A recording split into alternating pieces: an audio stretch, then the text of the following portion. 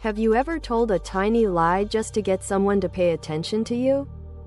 On a windy green hill overlooking a sleepy valley, a lonely boy named Leo did just that, and it changed his life forever.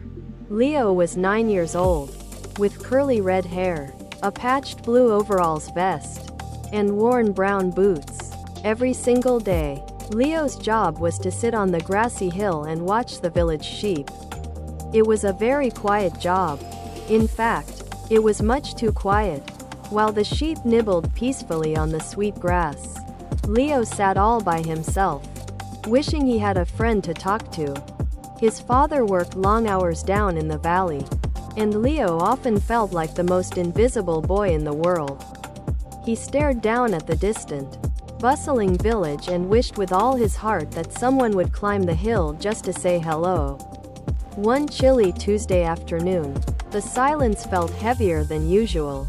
The clouds were gray, and the wind whispered lonely secrets through the trees.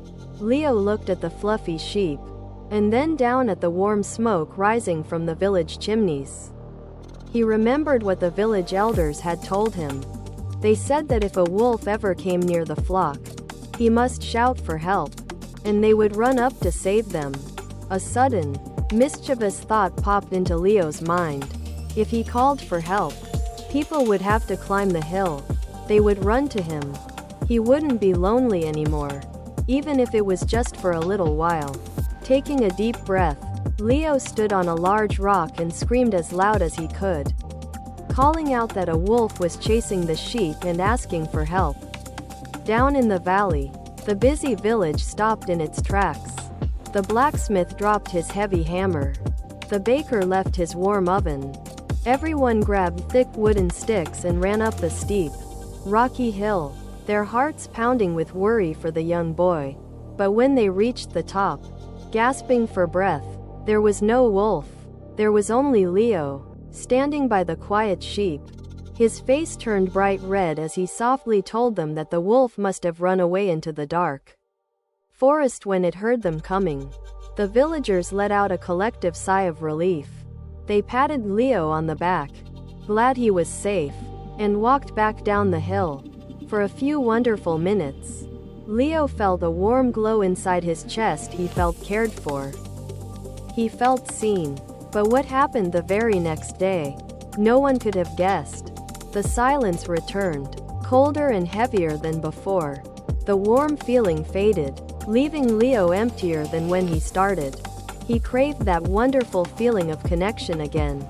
So, ignoring the quiet voice in his heart, he stood on the rock and cried out once more, screaming that the wolf was back. Once again, the kind-hearted villagers dropped their work and raced up the hill. But this time, when they arrived, they saw the sheep eating grass peacefully, and Leo looking sheepish. The baker frowned deeply. The blacksmith looked tired and disappointed. Leo's father, who had run faster than anyone else, looked down at his son with sadness in his eyes. That night at the dinner table, the cabin was very quiet. Leo's father gently placed a hand over Leo's small, trembling hand. He explained that a lie is a dangerous thing because when we do not tell the truth, we break a beautiful, invisible thread of trust that holds us all together. Once that thread is broken, it is very hard to tie back together. Leo nodded, but he did not truly understand how fragile that thread was. Until Friday afternoon, the sky was dark with storm clouds, and a cold rain began to fall. As Leo huddled under a tree, a sudden shiver ran down his spine. The sheep began to bleat in terror. Crowding together, Leo looked toward the edge of the forest, and his breath caught in his throat.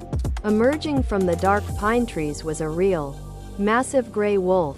Its yellow eyes locked onto the flock, growling low in its throat. Terrified, Leo scrambled backward, his boots slipping on the wet grass. This was not a game.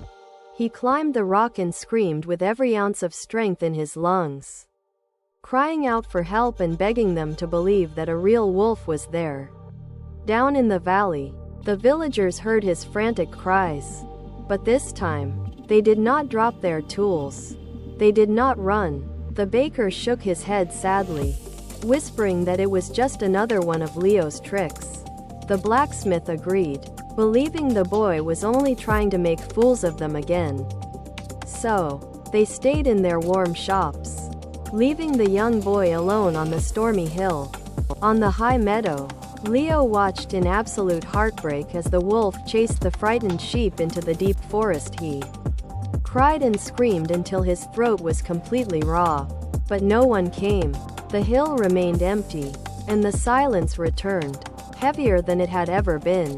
As the sun dipped below the hills, the storm cleared. Leo sat in the wet grass, his knees pulled tightly to his chest. His curly red hair was damp, and tears carved clean paths down his dusty, tear-stained cheeks. Every single sheep was gone. He had lost his flock, but worse, he had lost the trust of the people he loved. He had never felt so small, or so truly alone. Suddenly, he heard the soft rustle of leaves behind him. He looked up, expecting anger. Instead, he saw his father. Without a word, his father knelt in the damp grass and wrapped his strong, warm arms around Leo. The boy buried his face in his father's chest, sobbing uncontrollably. He apologized over and over, explaining through his tears that he had only lied because he was lonely and wanted someone to come. He lamented that when he needed them most, no one believed him. His father held him tightly, stroking his curly hair, and whispered that losing the sheep was sad, but losing his truth was much worse. He assured Leo that they could search for the sheep together, but first, they must heal the trust he had broken. The next morning, Leo did not hide. Holding his father's hand, he walked into the busy village square. With a trembling voice and tears in his eyes, he stood before the villagers. He did not make excuses. He told them the absolute truth about his loneliness, apologized for his lies, and promised to work hard every single day to earn back their trust. To Leo's surprise, the villagers did not turn away. The baker smiled softly, and the blacksmith nodded with respect. They realized how lonely the boy had been. One by one, they offered to help. Together, the entire village walked up the hill and searched the forest, eventually finding almost all of the lost sheep safe and sound. From that day on, Leo never told another lie. He learned that the truth is the most beautiful bridge we can build to the hearts of others. The moral of the story is that when we tell the truth, we build trust, and trust is the strongest shield we have when we need help. Subscribe for a brand new moral story every single day.